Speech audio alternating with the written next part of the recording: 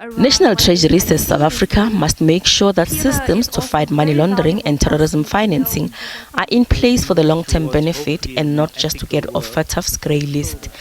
It says it's in the interest of the country to strengthen institutions to fight money laundering and terrorism financing.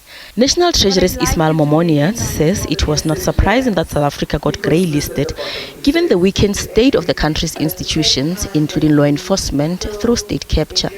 Momoniat says, albeit slow, there is progress as different agencies are cooperating on delivering on FATF's action items on time.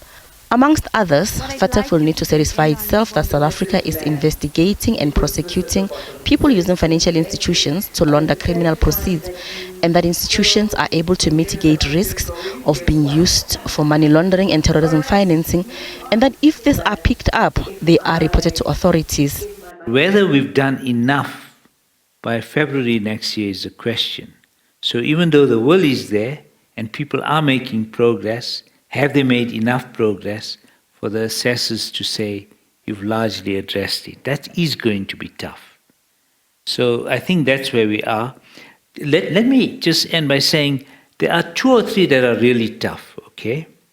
2 of them relate to investigations and prosecutions on serious and complex money laundering and on terror financing.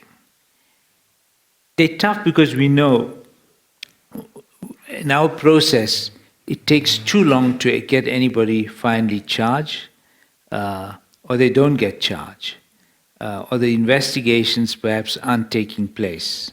Grey listing is said to have been costly to South Africa.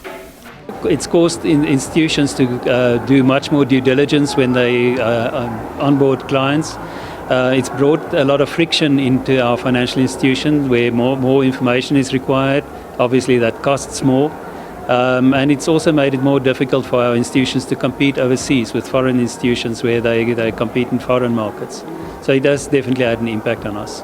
Delegates heard from different agencies that South Africa will most likely be able to get off the grey list in 2025. They say failure to do so will mean the country will continue to be viewed with suspicion, as it will lose its credibility in the international community and will be considered a high-risk jurisdiction.